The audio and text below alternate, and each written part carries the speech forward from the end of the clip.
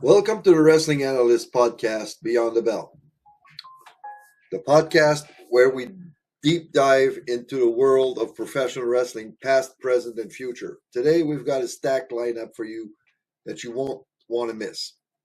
First up, it's our weekend review. All the big moments, shocking twists, and matches that had the wrestling world buzzing in WWE.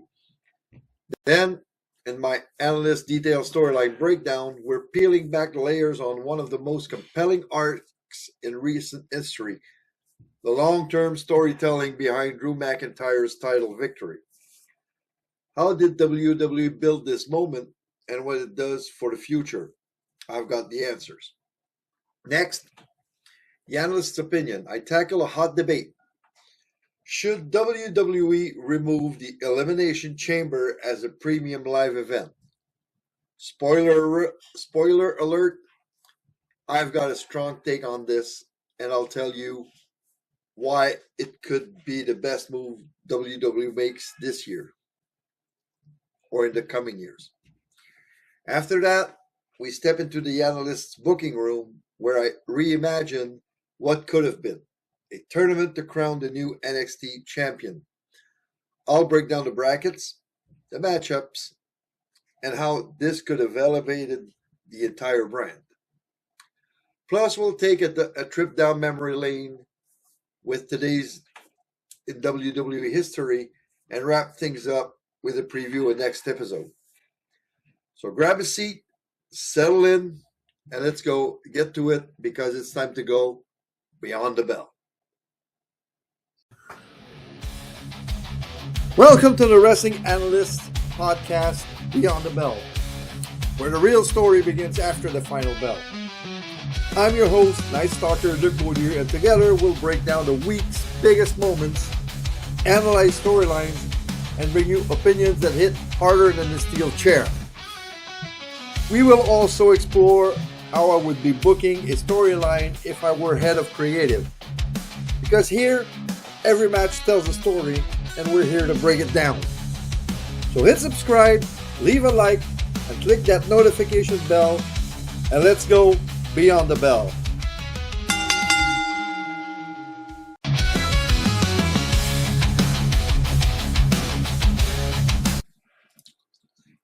So, we start with the weekend review. So Monday Night Raw came to you from the PSD Bank Dome in Dusseldorf, Germany. And the night started with a celebration. Newly crowned women's tag team champions Rhea Ripley and Io Sky opened the show basking in their victory. Their moment didn't last long as Liv Morgan and Roxanne Perez interrupted, followed by Bayley and Lyra Valkyria, and then the Kabuki Warriors attacked Rhea and Io. The tension boiled over into a chaotic brawl, setting the stage for a huge triple threat tag match later in the night. The first match saw Javon Evans take on Bravo Americano. Despite interference from Losa Americano, Evans fought through and nailed the OG cutter to score the win, continuing his impressive momentum. Now, during this match, there were a couple of lines from commentary that made me crack up. First of all, when they said that El Grande Americano apparently has family in Germany, it was like, oh man, they're really selling the fact that Americano is Ludwig Kaiser. And then when he made the airplane spin, that was Tyler Bate, of course, is Bravo Americano. So when he was doing that airplane spin, Barrett talked about a big, strong, and we all know that Tyler Bates' nickname is Big Strong Boy. So they were like selling the fact that Kaiser, Bate, and Dunn are the Americanos. So that cracked me up somewhere in there. So backstage, let's continue. Backstage, CM Punk delivered a major announcement Well, actually, there was a segment in the ring, and it was announced later that he would defend his World Heavyweight Championship against Finn Balor next week in Belfast. Punk didn't compete tonight, but he promised fireworks in the coming showdown. The women's division took center stage next with that triple threat match where Liv Morgan and Roxanne Perez were battling Bayley and Lyra and the Kabuki Warriors. That was to determine who would face the champions at Saturday's main event in Montreal. So it was a frenetic contest, and in the end, Morgan hit Oblivion on Kairi Sane to secure the victory. So they are now the number one contenders for Ripley and Sky's titles. And like I said, they will face off at Saturday main event in Montreal. In a heated backstage moment, Raquel Rodriguez blindsided Stephanie Vaquer, continuing their bitter rivalry. Meanwhile, the tag division saw more chaos when Penta and Dragon Lee faced Bronson Reed and Austin Theory. The match ended in disqualification after Braun Breaker stormed in and spearing Dragon Lee in the aisle. Even attacked Adam Pearce. Pearce responded by suspending Breaker indefinitely, throwing his Rumble status into doubt. And the main event featured a dream match, Gunther versus AJ Styles. Styles nearly had it won with a calf crusher, but the referee missed Gunther tapping out. Gunther seized the moment, delivered a low blow, finished Styles with a crushing powerbomb for the win. The controversial ending leaves plenty of questions heading into the Royal Rumble. Now, the way this finish was done was pure genius. The fact that Gunther taps out on AJ's thigh and the referee out of position doesn't see it makes this finish incredibly genius. All it does is give heel heat even more to Gunther. And Gunther is being a prick heel perfectly right now. They're building him to be the biggest heel in the company. And the way that was done was pure genius. This episode was packed with drama, returns teased, and rivalries heating up. Gunther's win puts him in prime position for the Rumble. Liv and Roxanne earned a title shot, and CM Punk versus Finn Balor is locked for next week, as well as Becky Lynch and Maxine Dupree for the Intercontinental Championship.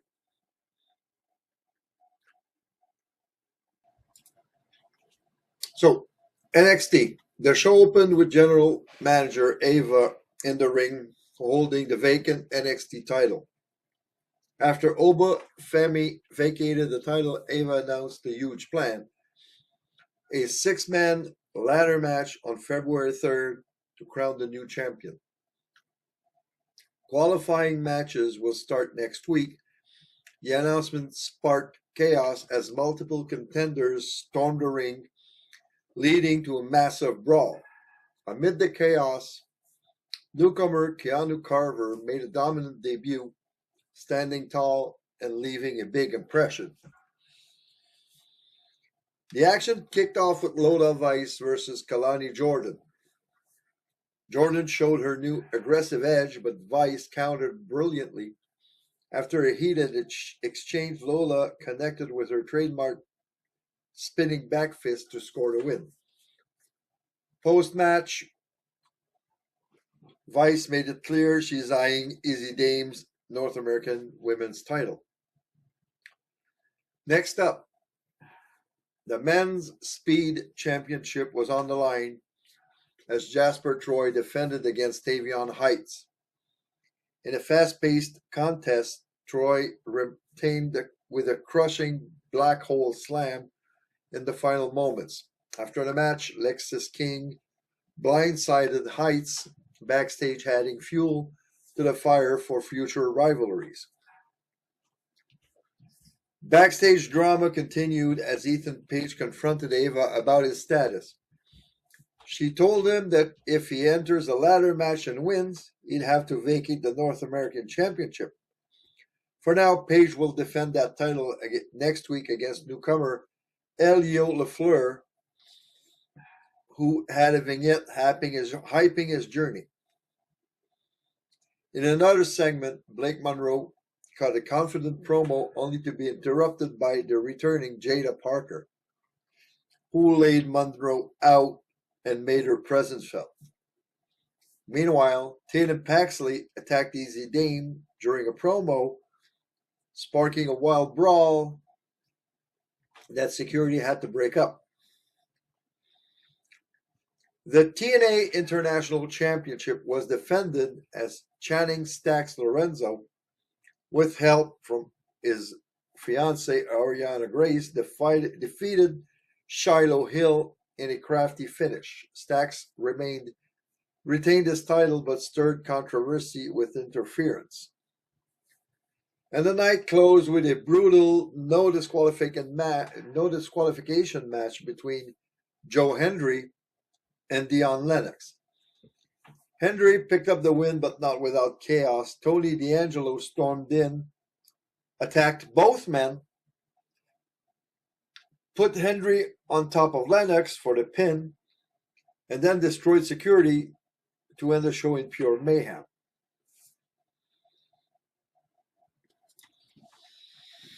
So, SmackDown, let's get to SmackDown. Drew McIntyre made his first appearance as the new undisputed WWE champion. Bagpipes played, fireworks lit up the arena, and Drew soaked in the spotlight before cutting a fiery promo. He declared the vanilla QB1 era of Cody Rhodes was over and demanded fans chant, "Thank you, Drew." He bragged about surviving CM Punk and the Bloodline without help, but his celebration didn't last long. Randy Orton interrupted, reminding Drew that he's beaten him before and will do it again.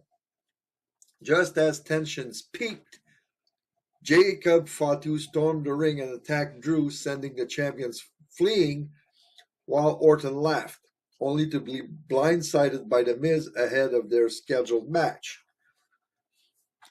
And that match was the first one of the night. And despite Miz's sneak attack, Orton picked up the win to qualify for the Fatal 4-Way at Saturday night's main event next Saturday. Later, Trick Williams defeated Matt Cardona to earn his spot, though chaos followed when Kit Wilson attacked Cardona, only for Jacob Fatu to lay Wilson out and call out Cody Rhodes. The qualifying continued as Damian Priest battled Solo Sikoa in a hard-hitting contest. Priest scored the victory, but the Wyatt Six caused havoc during the match, adding another layer of unpredictability in the final qualifier. Sami Zayn defeated Ilya Dragunov, though Trick Williams attacked Sami after the bell, closing the show with tension boiling over.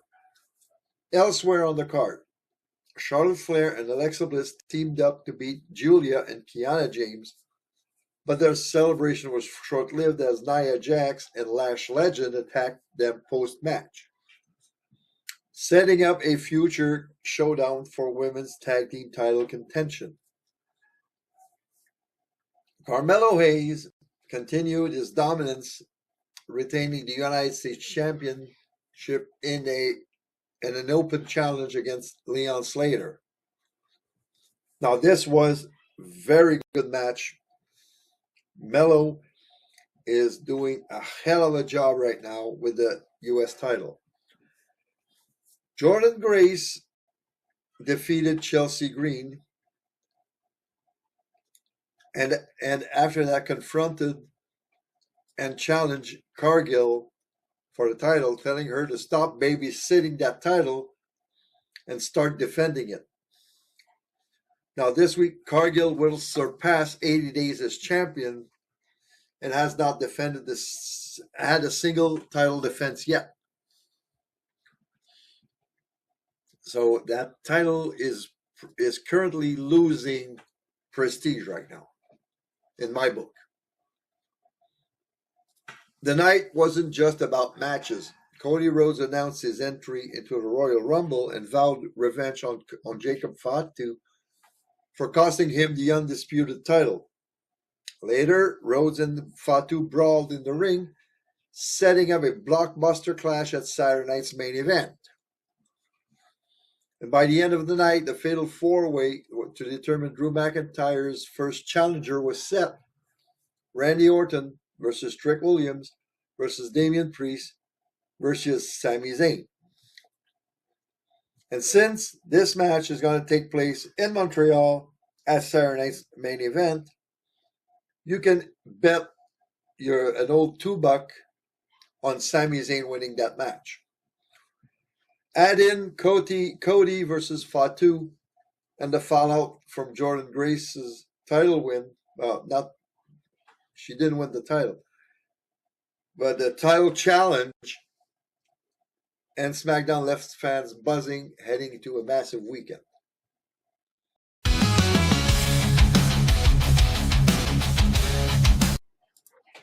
Okay, my detailed storyline breakdown. Today, we are looking at one of the most satisfying payoffs in recent WWE history. Drew McIntyre finally winning the undisputed WWE Championship from Cody Rhodes. But this wasn't just a title change.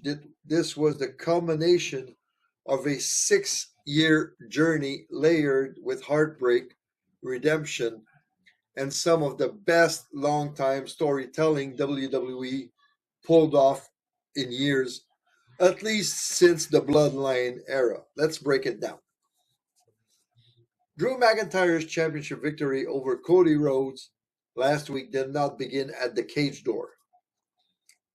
It began 5 to 6 years earlier in silence. In 2020, Drew finally fulfilled the prophecy placed on him years before when he defeated Brock Lesnar at WrestleMania, becoming WWE champion in an empty performance center. The title was real, the accomplishment undeniable, yet the moment felt unfinished. There were no fans, no roar, no release. Drew carried the company through the pandemic with pride, but deep down, he knew something was missing. He had become champion without ever truly being crowned. Later that same year, Drew lost the title to Randy Orton and reclaimed it inside Hell in a Cell. Beating the Legend Killer should have been the moment that erased all doubt. Instead, it only reinforced the wound. Another title win, another empty arena, another reminder that doing everything right did not guarantee closure. To defeat Orton, Drew had to abandon idealism and embrace brutality, a lesson that stayed with him long after the cell was raised. When WWE returned to full arenas, Drew believed the universe owed him a correction. Clash at the Castle in Cardiff was supposed to be that moment. A homecoming, a coronation, a rewriting of history in front of a deafening crowd. Roman Reigns retained, and the debut of Solo Sikoa shattered Drew's destiny once again. For the first time, frustration turned into something darker. The pattern was undeniable. Whenever Drew stood on the brink, outside forces intervened, not chance, not fate, design. The introduction of the World Heavyweight Championship offered Drew one last chance to believe in the system. At WrestleMania, he defeated Seth Rollins,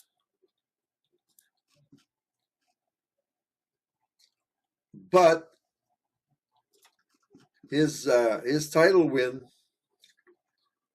was cut short by CM Punk's intervention and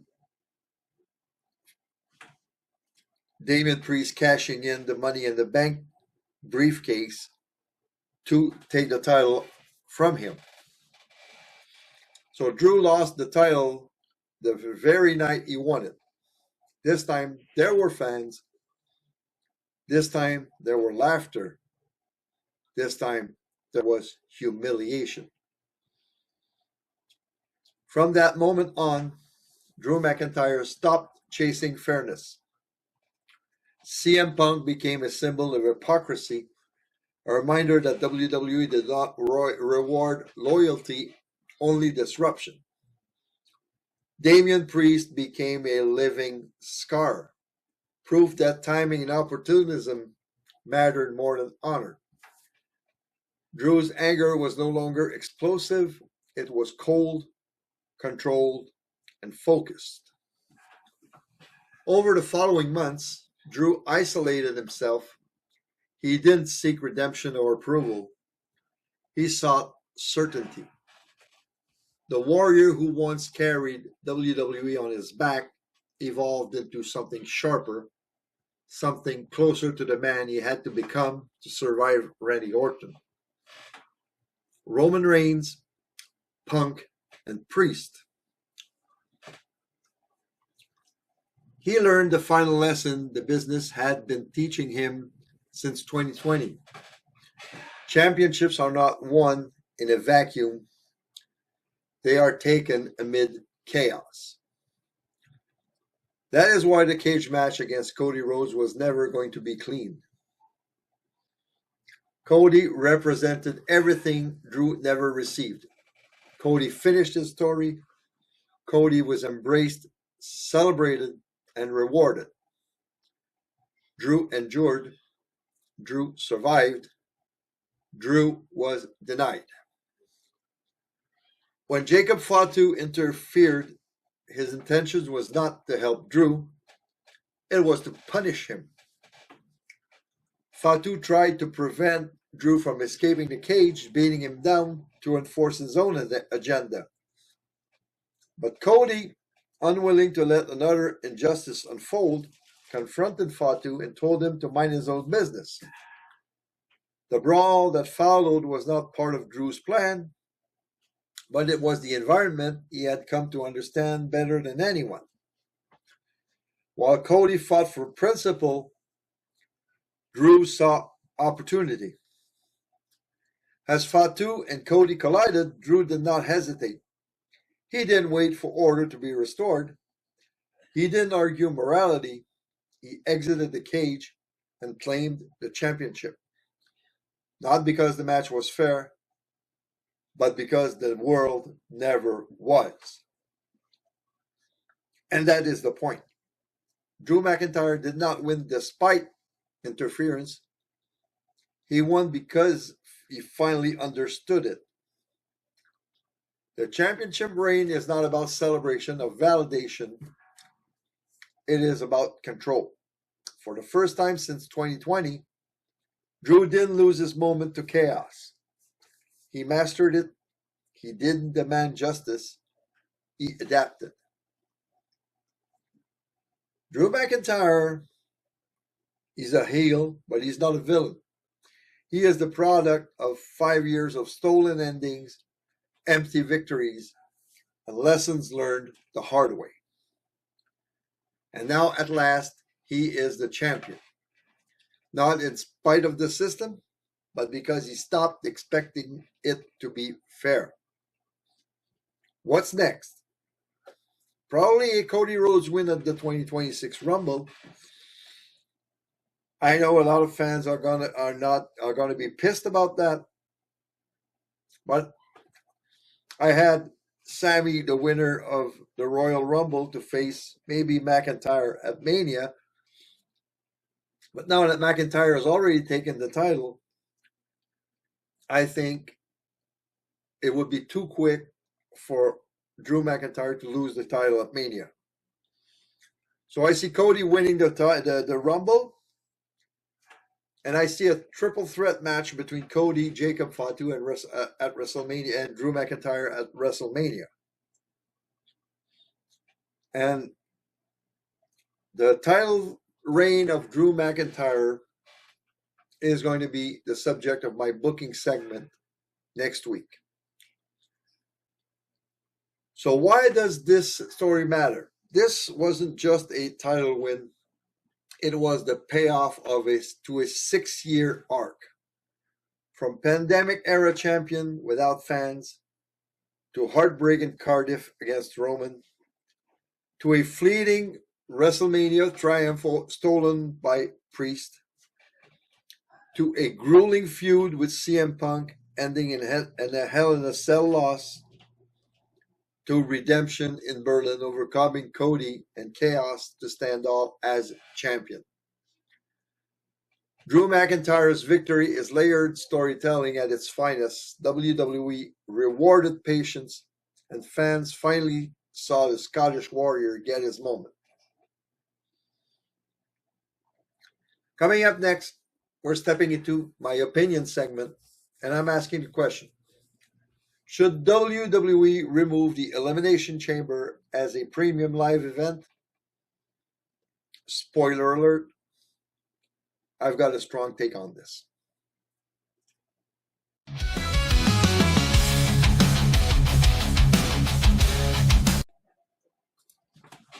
So welcome back to Beyond the Bell, the podcast where we break down bigger stories, the hottest debates in professional wrestling.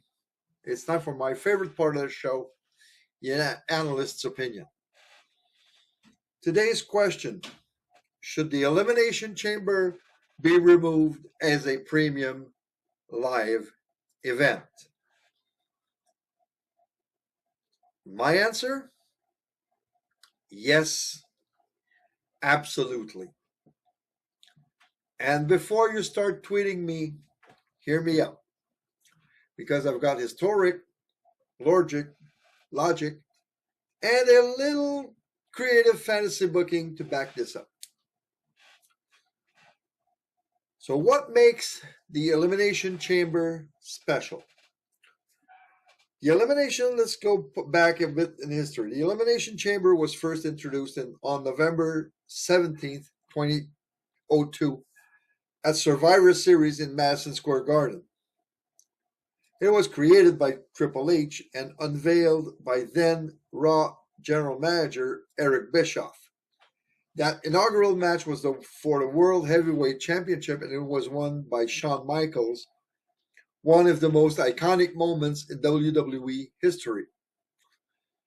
Before becoming its own annual PLE in 2010, the Chamber appeared sporadically at major events, like New Year's Revolution and No Way Out.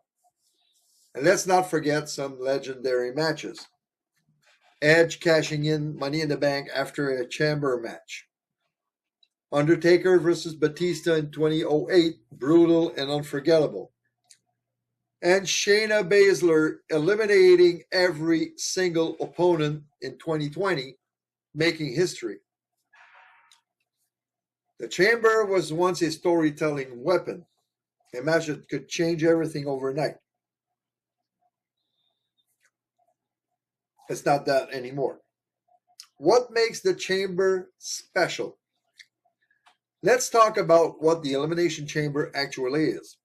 This isn't just another gimmick match. It's a hybrid of some of WWE's most iconic concepts. Like a steel cage, or better yet, a Hell in a Cell, it's an enclosed structure designed for brutality. It borrows from the Royal Rumble, with entrants entering at timed intervals. And it has the elimination format of a gauntlet match where competitors are removed by pinfall or submission until one remains. Picture it, 6 pods, chains lining the walls, steel grates for the floor. It's unforgiving, it's dangerous, and it's one of WWE's most innovative creations. The problem, but here's the issue. Making it an annual PLE has stripped away that magic. Fans know it's coming every February. It's no longer a shocking twist in the storyline. It's just another date on the calendar. Storylines now bend to fit the chamber instead of the chamber being used to enhance storylines. It's the same criticism people have had for Hell in a Cell as a PLE. When you schedule brutality, it feels forced. So what's the fix? Keep the chamber, but make it a surprise. Use it as a storytelling weapon, not a scheduled event. Imagine this. A champion vacates the title unexpectedly, like Seth had to do recently. Instead of a standard tournament boom, the chamber is announced for next week.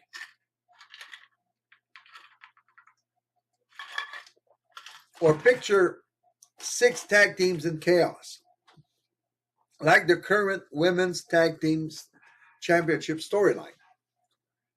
Drop the chamber in out of nowhere to crown new champions. Or a faction war spirals out of control. What better way to settle it than locking everyone inside the chamber? That unpredictability could bring back the excitement. Fans would be buzzing on social media, speculating, hyped for something they didn't see coming. Now, usually I don't do fantasy bookings in my opinion segment, but this time I'm going to do an exception. Speaking of the women's tag team chaos, let's have some fun with a little fantasy booking. Right now, we've got 6 teams involved in the storyline. The Kabuki Warriors, Asuka and Kairi Sane. We have Rhea Ripley and Io Sky. We have Charlotte Flair and Alexa Bliss. We have the powerhouses, Lash Legend and Nia Jax. We've got the team of the Judgment Day comprised of Roxanne Perez and Liv Morgan. And finally, we got Bayley and Lyra Valkyria. Imagine, right now, Rhea and Io are the champions, but all 6 teams are involved in that storyline. So you can have the titles change hands regularly, kind of like the fantasy booking I made recently about the Women's Tag Team Championship leading off to WrestleMania. You can have the same thing leading off to an Elimination Chamber match to finish that storyline once and for all. So here's how I'd book that Elimination Chamber match. We start with Judgment Day and Bayley and Lyra in the ring. Fast-paced action right out of the gate. Liv and Roxanne use double team moves and speed, while Lyra and Bayley bring experience and ring IQ. First pod opens, Kabuki Warriors enter. Asuka and Kairi Sane immediately shift the tone with stiff strikes and submissions. They target both teams, locking in double submissions and hitting a brutal, insane elbow on Lyra. Second pod opens, Charlotte Flair and Alexa Bliss join the fray. Charlotte chops everyone in sight. Alexa adds mind games and quick strikes. Chaos erupts. 6 women battling while 2 teams still wait to enter. Third pod, Lash Legend and Nia Jax enter and change everything. Nia uses her power to slam Liv into the steel grates. Lash hits a big boot on Charlotte. The ring is pure mayhem now. 8 competitors fighting while pod's still open. Finally, the last pod opens. Rhea and Io storm in. Ripley goes straight for Nia in a power showdown, while Io climbs the chains for a breathtaking moonsault onto everyone below. From here, eliminations start flying. Bayley and Lyra fall first after Rhea hits Riptide on Bayley.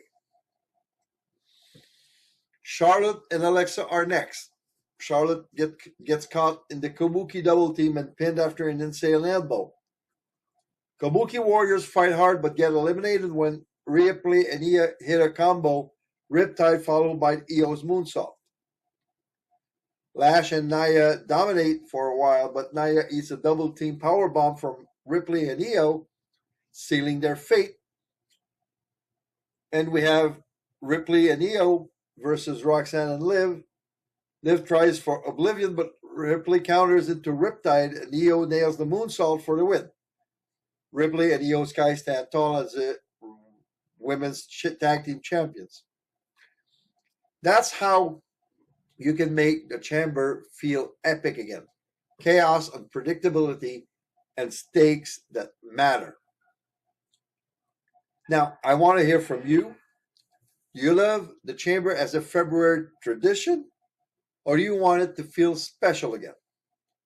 And how would you book that women tag team championship match? Removing the Elimination Chamber as a PLE doesn't mean killing the concept. It means restoring its prestige. Make it rare. Make it shocking. Make it matter again. That's my take. Coming up next, my real booking room segment, where I explore what could have been a tournament to crown a new NXT champion.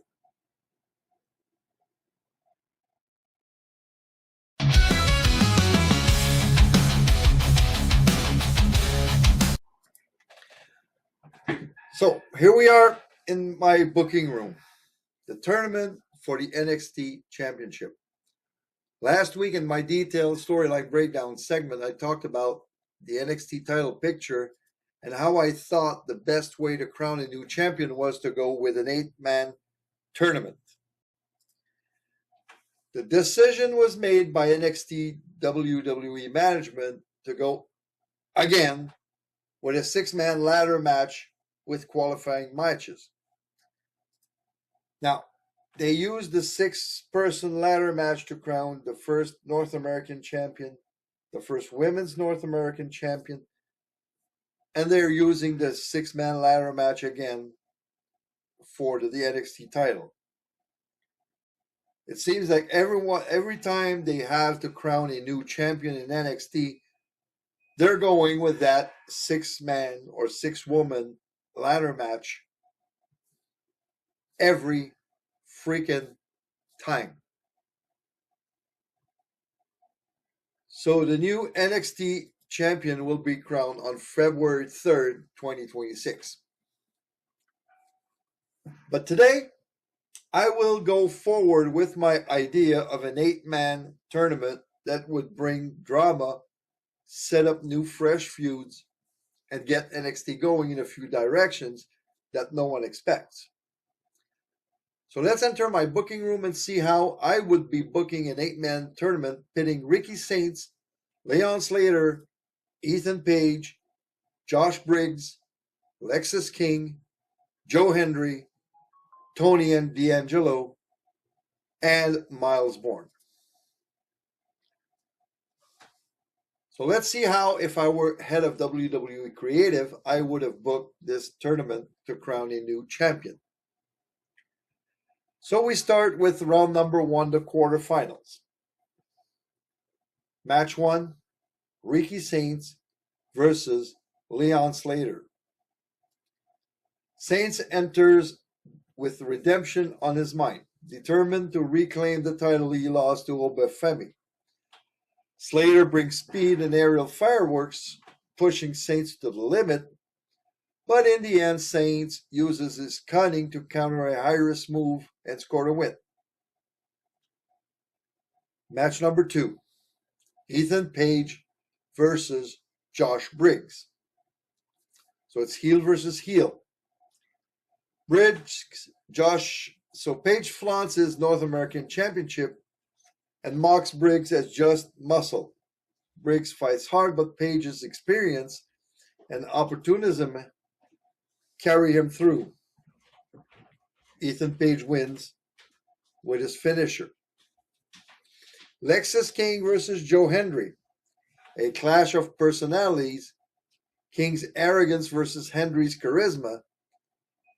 Hendry wins the crowd and shocks King with a clean finish, setting up a feel-good moment. And match number 4, Tony D versus Miles Bourne. Tony's new persona adds intrigue, but Bourne's technical mastery steals the show. After a grueling contest, Bourne scores the win. So we get to the semifinals. Ricky Saints versus Joe Hendry. So Saints mocks Hendry's antics, turning the match into a battle of ego versus charm. Hendry fights valiantly, but Saints' ruthlessness prevails. And then we have Ethan Page versus Miles Bourne.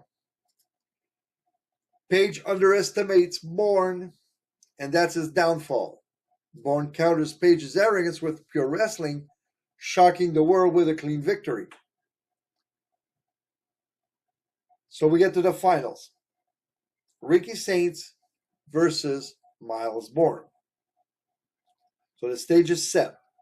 Ricky Saints, the former champion seeking redemption, versus Miles Bourne, the technical workhorse who shocked Ethan Page in the semifinals.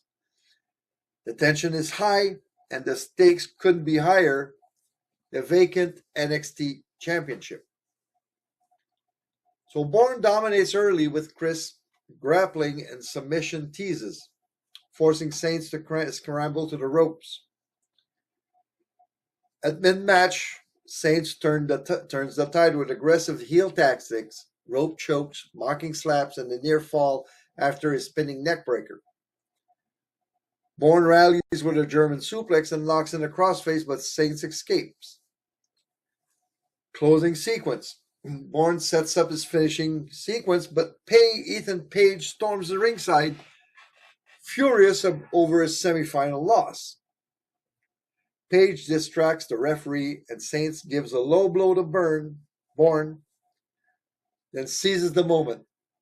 Tornado DDT, and he hoists Bourne up and hits the Rochambeau for the win. Winner and new NXT champion, Ricky Saints. Saints celebrates arrogantly clutching the title while Page smirks at ringside. Mission accomplished. Bourne looks devastated, staring daggers at Page. The seeds are planted for a Bourne versus Page feud, possibly for the North American Championship. Commentary sells the chaos. Saints gets his redemption, but Ethan Page just changed the game. This isn't over, not by a long shot.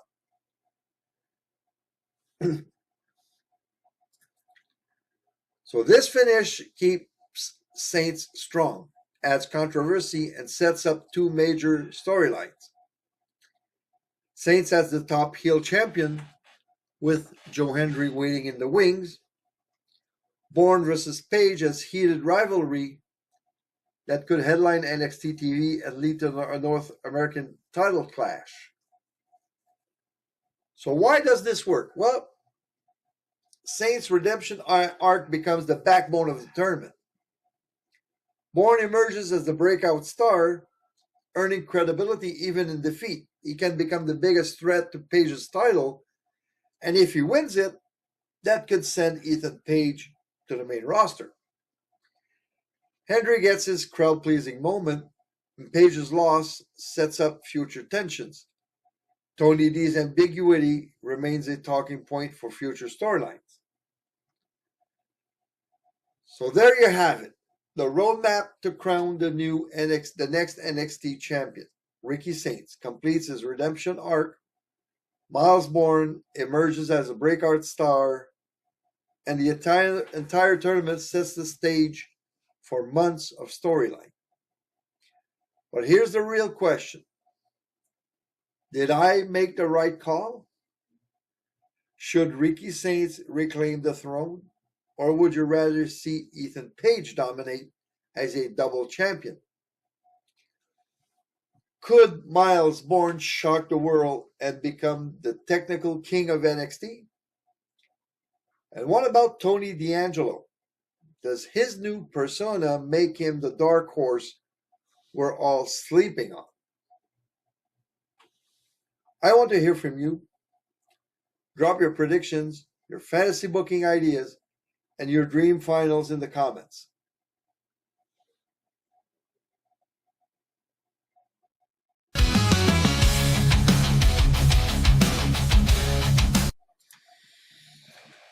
So, in my preview interactions, today in WWE history, fellow Quebecer, the Mountie, Jacques Rougeau, defeated Bret Hart to capture the WWE Intercontinental Championship. He would lose the title 2 days later to Roddy Piper at the Royal Rumble. In 2000, the WCW title was declared vacant after Chris Benoit's departure from the company. He won the title. They just let him win the title in an attempt to make him sign a new contract. He won the title and then basically said, screw it, I'm leaving anyway. So he left and came to WWE as part of the Radicals with Dean Malenko, Eddie Guerrero, and Perry Saturn back then. Andy Kaufman was born today in 1949. And sadly, 2 wrestlers died on this day. The first one, Iron Mike Sharp, at age 64 in 2016, fellow Canadian. And tragically, Jay Briscoe died from his injuries after a car accident in 2023. He was only 38 years old. Next week, in my detailed storyline breakdown, there's a couple of storylines I'm looking at for this segment. Am I going to take a look at Becky Lynch's Intercontinental Championship if she retains and puts Maxine in the rearview mirror for good? Or I might take a look at the Vision, Breaker's suspension, and their feud with the Luchadors, Mysterio, Dragon Lee, and Penta. In my opinion segment, we will take a trip down memory lane, and I will talk about a subject that has been debated time and time again, I think, how WWE fumbled on maybe the biggest potential storyline of their history, the WCW ECW invasion. And in my booking room, I'm going to take, like I said earlier, I'm going to take a look at Drew McIntyre's title reign and do a fantasy booking from here to SummerSlam. And that's a wrap for this week's episode of the Wrestling Analyst Podcast, Beyond the Bell. Thanks for joining me as we break down the stories, the drama, and the action that keep the wrestling world turning. If you enjoyed today's deep dive, make sure to subscribe, leave a review, and share the podcast with your fellow wrestling fans. Follow me on social media for updates, thought takes, and join my community on Twitter. Got a prediction or fantasy booking idea? Got a storyline you'd like me to break down? Drop it in the comments. I'd love to hear your thoughts. Until next time, keep your eyes on the ring, your ears on the story, and remember, when the bell rings, the analysis begins. See you next week on Beyond the Bell. That's it for this week, and thank you for listening to the Wrestling Analyst Podcast, Beyond the Bell. If you loved what you heard, smash that subscribe button, drop a like, and hit that notification bell so you never miss the action. Got opinions? Share them in the comments. I want to hear your take. So until next time, stay loud, stay proud, and keep going beyond the bell.